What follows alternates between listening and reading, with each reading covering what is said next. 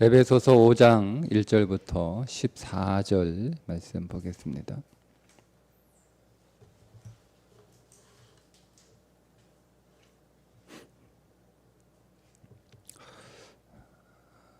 그러므로 사랑을 받는 자녀같이 너희는 하나님을 본받는 자가 되고 그리스도께서 너희를 사랑하신 것 같이 너희도 사랑 가운데서 행하라.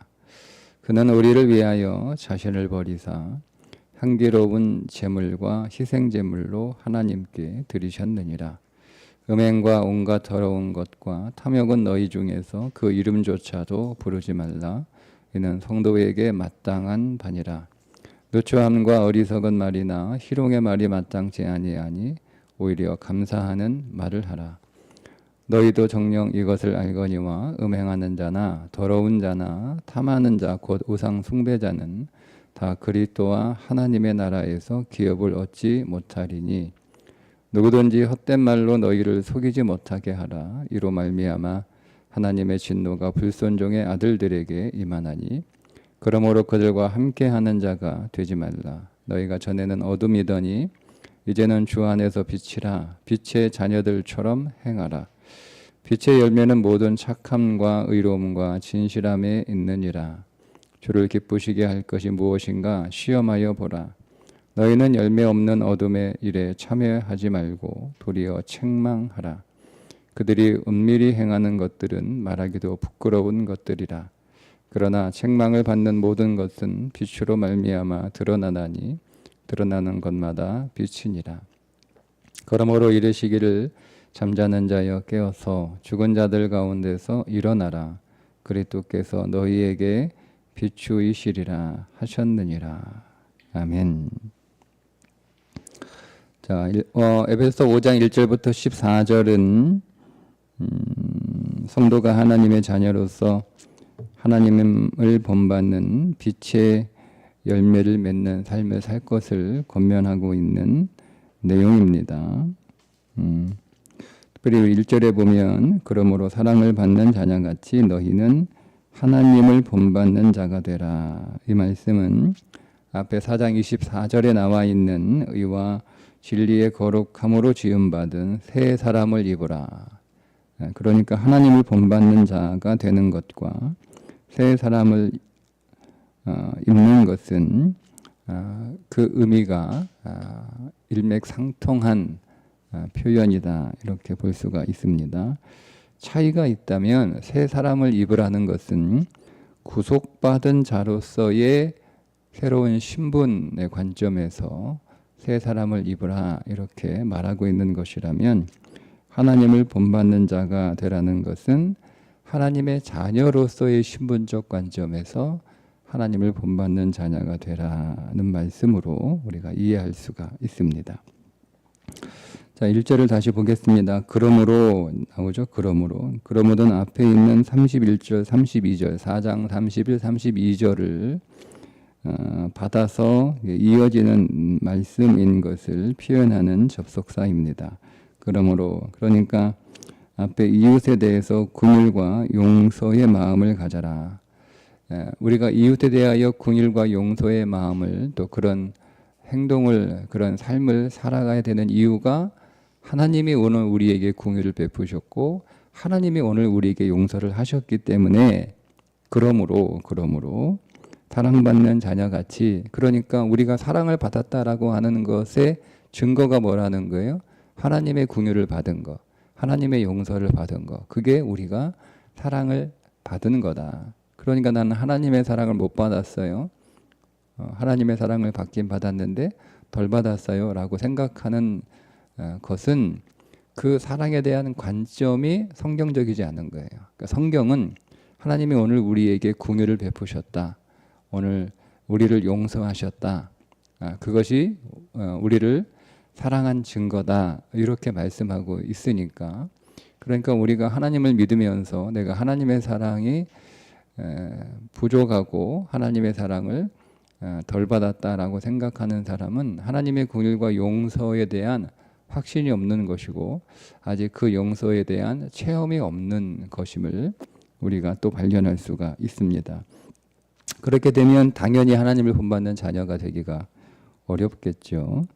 2절에 보면 그리스도께서 너희를 사랑하신 것 같이 너희도 사랑 가운데서 행하라. 자, 오늘 우리를 하나님이 긍휼로 대하시고 오늘 우리를 용서하신 것이 어디에서 나온 것이냐? 그게 그리스도께서 우리를 사랑하신 그 사랑이죠. 그리스도가 오늘 우리를 사랑하신 것이 하나님이 오늘 우리에게 긍휼을 베풀어 주셔서 그리스도를 보내주신 것이고 그리스도가 오늘 우리를 사랑하여 십자가에 죽으심으로 우리를 용서하신 거니까 그러니까 오늘 우리가 그리스도를 받았으면 그리스도의 사랑을 받은 거잖아요. 이게 항상 이게 같은 말이에요. 내가 그리스도를 영접했다는 말은 내가 교회 다니겠다라고 결심한 게 아니에요. 그리스도를 영접하지 않고도 교회는 나올 수 있어요. 그리스도를 영접한 건 그리스도의 사랑을 받아들인 거예요. 그리스도가 나를 사랑한 십자가의 그 구속의 사건을 내가 받아들인 것이 그리스도를 영접한 거잖아요. 그러니까 우리가 그리스도를 영접했다는 말은 내가 그리스도의 그 온전한 사랑, 그 큰 사랑, 헤아릴 수 없는 사랑, 표현할 수 없는 사랑, 측량할 수 없는 사랑을 내가 받았다는 뜻입니다. 그러니까 우리가 그리스도를 영접합니다. 그리스도를 믿습니다라고 말은 하면서 내가 하나님의 사랑을 안 받았다, 못 받았다, 덜 받았다. 여러분 이렇게 우리가 생각하고 있다면 내가 그리스도를 영접했다는 것에 대해서 우리가 잘못 이해하고 있다라고 여러분 보셔야 되고 그러면 정말 내가 그리스도를 영접했는가를 확인하시면 되는 거예요.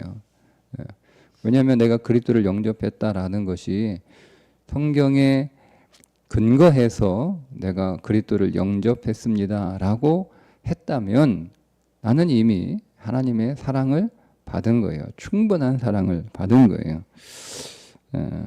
로마서 5장 8절도 말씀하고 있죠. 우리가 아직 죄인 되었을 때에 그리스도께서 우리를 위하여 죽으심으로 하나님께서 우리에 대한 자기의 사랑을 확증하셨다라는 거예요. 자, 우리가 그렇게 그 사랑을 받았어요. 자, 그 사랑을 받았죠. 그러니까 우리도 그 사랑 가운데서 행하라는 거예요. 그 사랑이 어떤 사랑이냐? 우리를 위하여 자신을 버리신 향기로운 제물과 희생 제물로 하나님께 드려진 사랑이니까. 그러면 우리가 여러분 사랑한다라고 하는 것은 여러분 사랑한다는 것은 누구에게 뭐 선물 조금 더 주고 뭐 누구를 좀 좋아하고 뭐 이런 게 사랑이 아니에요. 사랑은 그리스도가 오늘 우리를 위하여 자기를 버리고 향기로운 제물, 희생 제물 이렇게 반복되는 건데 향기로운 제물 억지로 마지못해 하기 싫은데 뭐 이렇게 제물 되신 게 아니고 향기로운 제물. 그러니까 우리도 이 교회를 위하여 향기로운 제물이 될 때 내가 그리스도의 사랑을 받은 자인 것이 드러나는 거예요. 그게 고백되는 거예요. 주님이 나를 사랑하셨음을 내가 믿고 그 사랑 가운데 거하고 내가 그 사랑을 기뻐하고 그 사랑을 감사하고 그게 어떻게 드러나요? 내가 교회 안에서 성도의 연합과 일치, 하나됨, 그리스도의 몸된 교회를 이루기 위하여 향기로운 희생 제물이 될 때 그 사람이 하나님의 사랑을 받은 자, 그리스도의 사랑을 입은 자, 그리고 그 사랑 안에서 그 사랑을 고백하는 자라는 의미입니다. 그러나 오늘 우리가 그리스도의 사랑을 누리지 못하고 그 사랑을 깨닫지 못하고 그 사랑을 받지 못한 자로 살아갈 때 어떤 일이 벌어지게 되는가? 3절에 음행과 온갖 더러운 것과 탐욕은 너희 중에서 그 이름조차도 부르지 말라. 자 보세요. 이는 성도에게 마땅한 바니라 이렇게 나오죠. 그런데 우리 3절은 하나를 번역을 우리 성경은 대부분 접속사를 다 생략을 하거든요. 근데 그러다 보니 이게 앞에 있는 내용과 뒤에 있는 내용이 자꾸 다른 내용인 것처럼 그렇게 읽혀지는데 3절에 그러나라는 접속사가 있어요. 그러나 사랑을 받은 자처럼 그렇게 행해라. 그러나 무슨 얘기예요? 사랑을 받지 못한 자들은 어떤 자라는 거예요? 음행과 온갖 더러운 것과 탐욕이 그 안에 있는 자들이에요. 사랑을 받은 자들은 음행이나 더러운 것, 탐욕 그 이름조차도 부르지 않아요. 왜? 우리가 사랑받은 자이기 때문에 그렇습니다. 그러면 사랑받지 못하면 3절은요. 모든 성적 범죄를 말하고 있는 거거든요.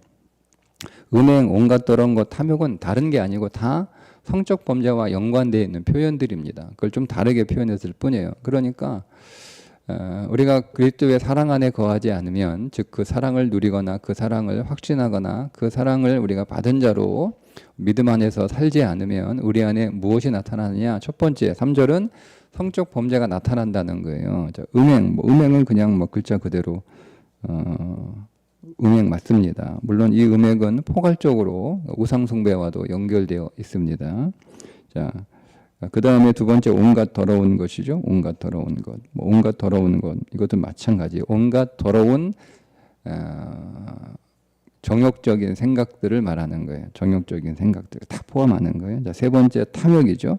탐욕은 글자 그대로 욕심인데, 그러나 앞에 있는 음행과 온갖 더러운 것과 마찬가지로 성적인 의미로 쓰였습니다. 그래서 제어되지 않고 불타오르는 과도한 성욕이나 정상적이지 못한 빗나간 성적 욕구를 탐욕이라고 표현하고 있는 거예요. 자, 그러면 성적 범죄는 사랑받지 못한 자에게서 나타나는 특징이라는 거죠. 여러분, 이 세상이 계속 이렇게 성적 범죄를 조장하고 성적 문화를 조장하는 그런 세상으로 계속 나아가는 이유가 뭐겠어요?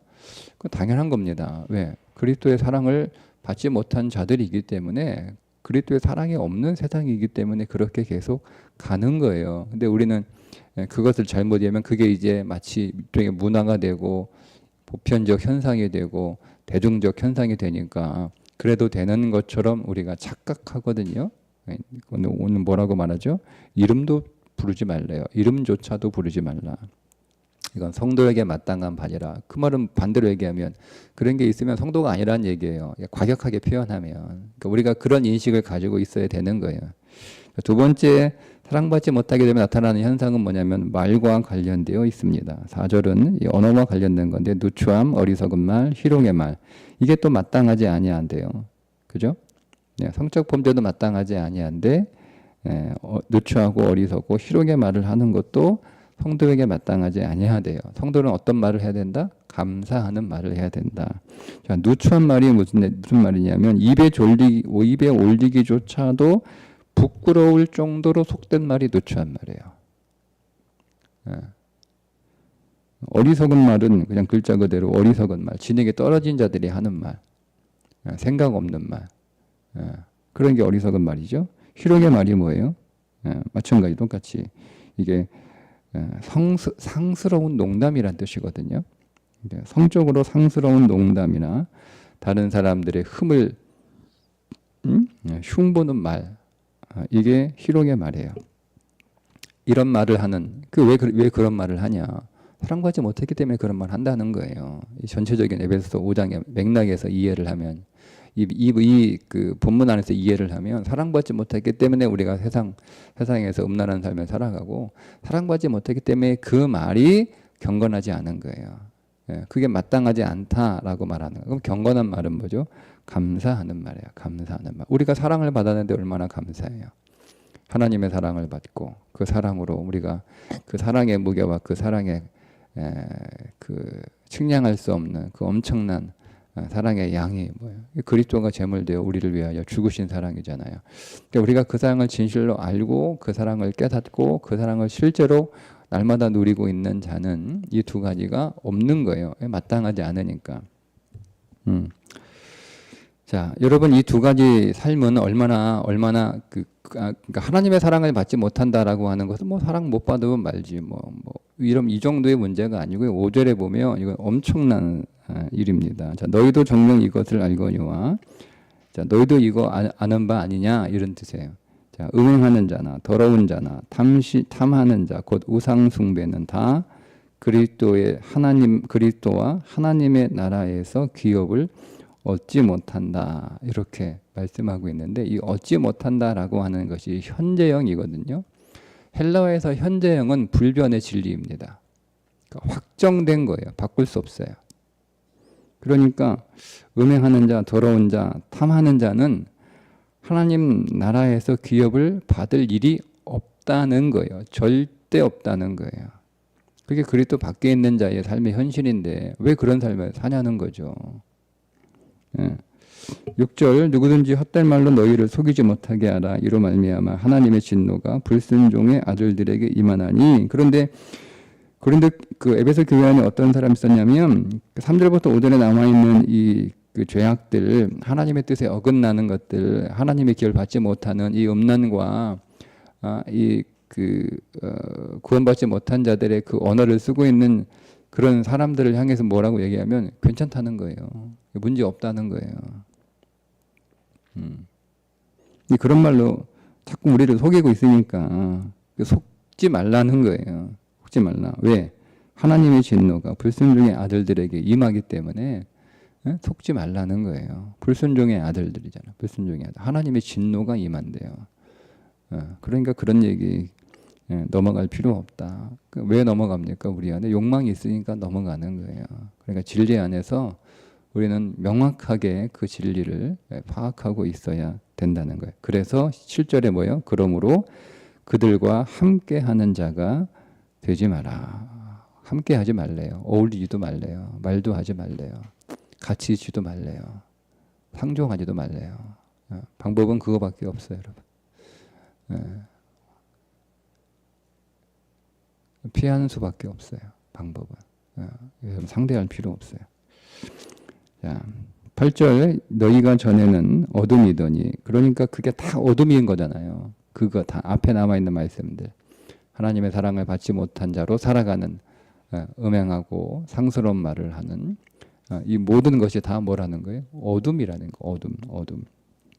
이제는 주 안에서 빛이라. 빛의 자녀들처럼 행하라. 우리는 과거에 어둠의 자식들이었어요.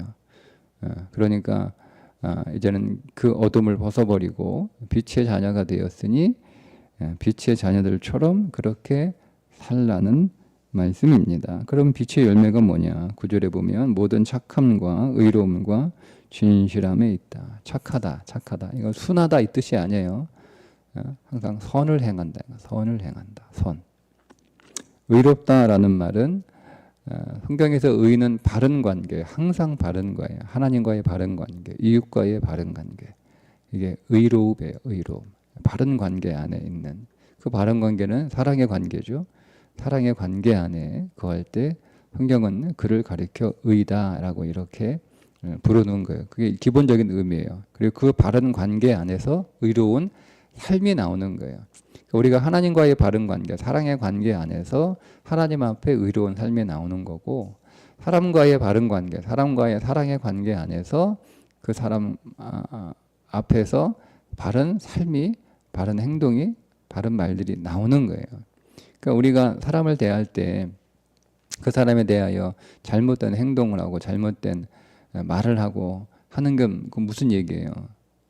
바른 관계가 아닌 거예요. 사랑의 관계가 아닌 거죠. 그러니까 의로운 관계가 아닌 거예요. 그러니까 의로운 관계가 아닌가 불의한 말들, 불의한 모습들이 나오는 거죠.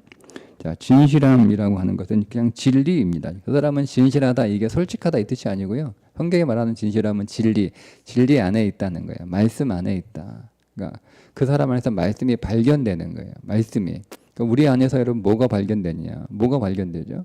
우리 안에서 세상이 발견돼. 우리는 우리 안에서 세상을 보여주기를 원해요. 내가 이만큼 돈이 많아, 내가 이만큼 성공해서, 내가 이만큼 잘 살아, 내가 이만큼 잘났어. 이거를 보여주려고 하는데 하나님이 오늘 우리 안에서 발견하고자 하시는 것은 진리예요, 진리. 하나님의 말씀. 하나님의 말씀이 우리 안에 발견돼야죠. 성경에 기록된 말씀, 내가 읽고 그거를 배우고 또 묵상하고 그 말씀을 가지고 기도하고 살았으면 그게 성도의 삶인데, 그러면 반드시 오늘 우리의 삶에서 말씀이 발견돼야 되는 거예요. 그러니까 그 삶을 살라는 그게 빛이라는 거예요. 빛. 그게 빛. 안 그러면 어둠이라는 거잖아요. 자, 10절에 주를 기쁘시게 할 것이 무엇인가 시험하여 보라. 우리가 빛 가운데 살 때 그것이 주님의 기쁨이 되는 삶이에요. 나 주님의 기쁨 되기 원하네. 우리는 그 찬양을 부를 때 내가 빛으로 살기를 원합니다. 내가 빛의 자녀들처럼 행하기를 원합니다. 이런 고백들이 우리 안에 일단 깔려 있어야 되는 거예요. 그 바탕 위에서 노래를 불러야지. 안 그러면 그게 음악이라니까요. 찬양은 음악이 아니에요. 찬양은 고백이죠. 고백이지.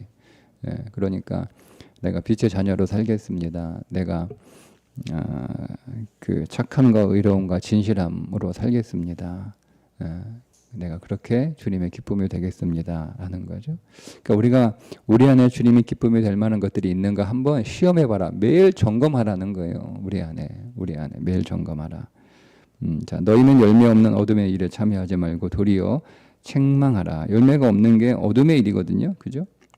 그러니까 빛의 열매가 모든 착함과 의로움과 진실함이니까 어둠의 열매는 착함도 없고 의로움도 없고 진실함도 없는 거잖아요. 자, 그런 게 없으면 책망하래요. 근데 책망하지 않은 거 이거를 그냥 그대로 뭐 장녀는 아니지만 그냥 그냥 그대로 두는 거죠. 그렇게 하지 말래요. 책망을 해요. 우리 안에 이런 게 없으면 너 왜 그런 게 없나? 우리 자신을 여러분 책망할 수 있어야 되는 거예요. 자, 12절도 접속사가 하나 빠졌어요. 왜냐하면이 빠졌어요. 왜냐하면 그들이 은밀히 행하는 것들은 말하기도 부끄러운 것들이라. 그러니까 어둠의 일에 참여하고 있는 자들은 지극히 부끄럽고 수치로운 삶을 살고 있는데 내 안에 그런 빛의 열매는 없고 어둠의 열매가 도리어 있으면 우리 자신이 부끄럽고 수치로운 인생이잖아요. 근데 그런 인생을 가만히 두고 보고 있으면 안 되니까 스스로를 책망하라 이 말입니다.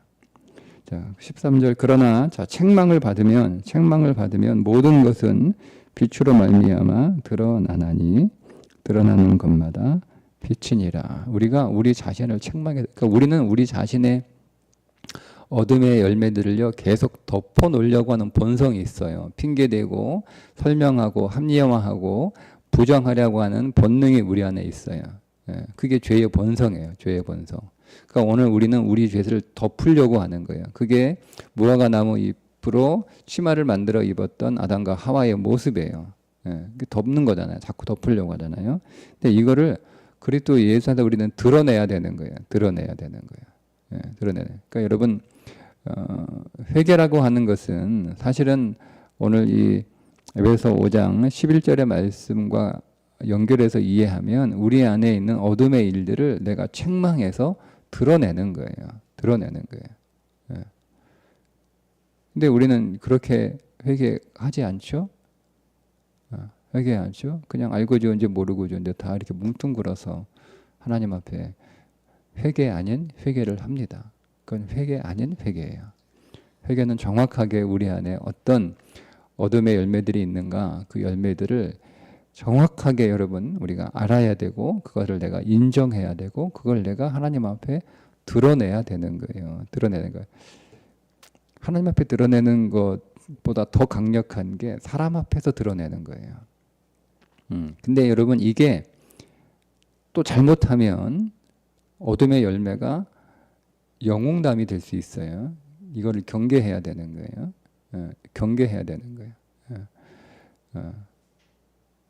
마치 내가 죄를 지으면 지을수록 어둠의 열매가 많으면 많을수록 영웅이 되는 듯한 그런 분위기가 조성될 수 있어요.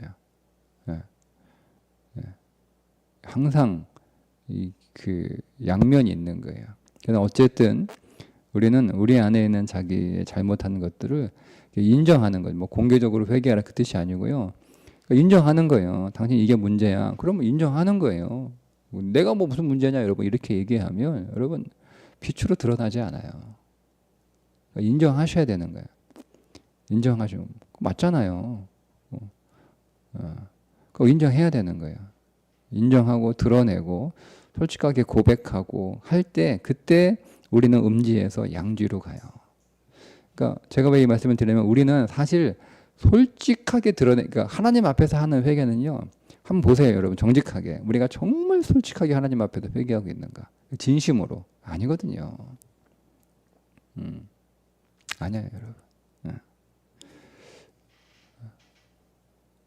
그래서 우리가 사람들 앞에서 그런 사람을 통하여 어떤 지적을 받을 때 그렇다라고 우리가 인정하고 드러내고 거기에 동의하는 우리가 그 마음이 우리 안에 있어야 되는 거예요. 그때 우리의 모든 어둠의 일들이 빛으로 이렇게 나와요. 그렇게 되면 우리는 훨씬 더 우리 안에 있는 어둠의 문제들을 훨씬 더 강력하게 처리할 수가 있어요. 우리가 자꾸 어둠의 것들을 자꾸 덮어버리고 더 어둡게 하니까 우리가 그것들을 해결하지 못하는 거예요. 그 말씀이에요. 13절이. 예, 이게 굉장히 어려운 그 구절이거든요. 예, 드러나는 것마다 빛이다. 이 말씀은 사실 뭐 학자들마다 해석이 다 다른데 저는 그렇게 이해를 합니다. 우리가 우리의 어둠의 열매들을 인정하고 또 고백하고 드러내고 나에게 이런 죄가 있어, 나에게 이런 문제가 있어, 나에게 이런 연약함이 있어, 좀 도와줘, 여러분. 저는 이렇게 이해를 합니다. 자, 14절 그러므로 이르시기를 잠자는 자여 깨어서 죽은 자들 가운데서 일어나라. 자, 보세요. 우리는 죽은 자들은 아니죠. 자, 5절에 너희도 정녕 이것을 알거니와 음행하는 자나 더러운 자나 탐하는 자 곧 우상 숭배자는 다 그리스도와 하나님 나라에서 기업을 얻지 못한다라고. 이건 불변의 진리라고 말씀을 드렸어요. 이런 자들이 하나님의 기업을 얻을 일은 절대 없습니다. 그런데 이런 모습을 가지고 있는 그리스도인들이 있다는 거잖아요. 근데 그들은 죽은 자들이 아니고 뭐라는 거예요? 잠자는 자들이라는 거예요. 잠자는 자들. 그러니까 우리는 그리스도 안에 있는 자들이기 때문에 그리스도와 하나님 나라의 기업을 얻은 자들인 것은 분명해요. 그것 또한 불변의 진리예요. 그런데 우리가 이 땅에서 그것을 누리지 못하고 마치 죽은 자처럼 잠자고 있는 상태라고 하는 거죠. 그러니까 빨리 깨라는 거예요. 빨리 깨라. 그 말은 빨리 그 어둠에서 나오라 뭐 이 뜻이기도 하고, 깨라는 내가 어둠에 있구나라고 하는 것을 빨리 인식하라고 하는 말씀이기도 하고, 빨리 깨달라는 말씀이기도 하잖아요.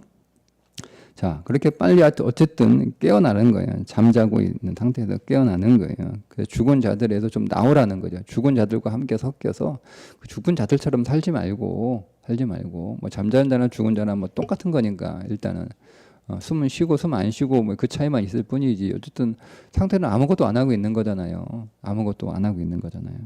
예.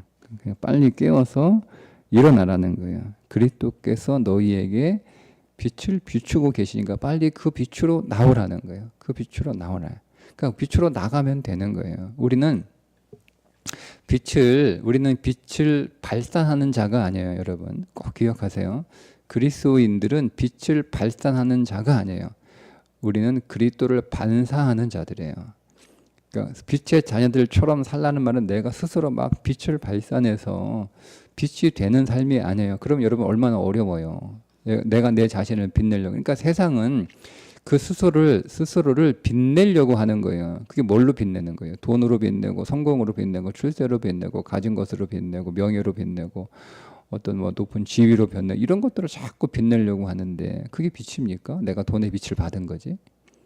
내가 세상 성공의 빛을 받은 거 아니에요. 인간은 빛이 될 수 없어요. 다 빛의 반사를 받는 거예요. 그러면 여러분 오늘 우리는 우리는 그리스도의 빛을 반사하는 자예요. 자, 그리스도의 빛을 반사하려면 우리가 어디를 향해 서 있어야 되죠? 그리스도를 향해 서 있어야 되는. 그리스도를 등지고 있는데 어떻게 그리스도의 빛을 발산합니까?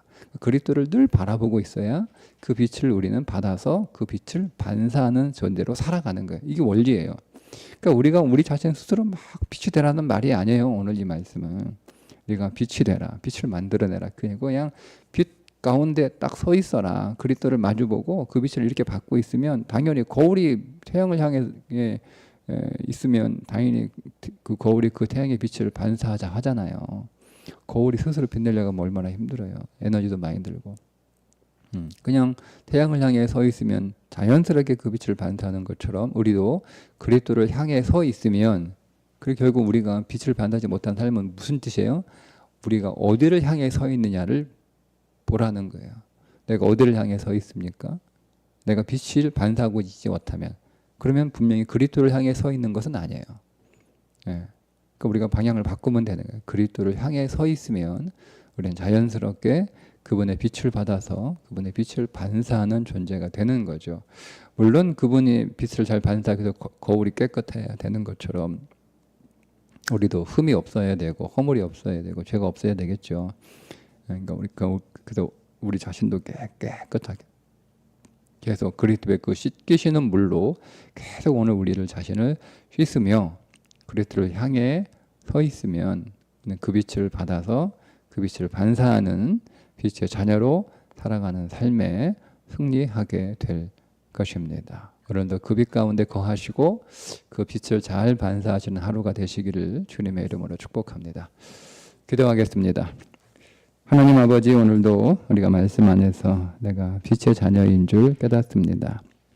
그리스도를 향하여 서 있게 하시고 그 빛을 잘 반사할 수 있도록 우리 또한 깨끗한 자로 살게 하여 주셔서 오늘도 빛의 열매가 더 맺어지게 하시고 그 열매가 더 강해지게 하시고 그 열매가 더 풍성한 삶이 되게 해 주셔서 오늘 우리의 삶에 일치 어둠이 없게 하시고 내가 있는 모든 것을 환하게 하는 빛의 인생 되게 해 주옵소서. 예수님의 이름으로 기도합니다. 아멘.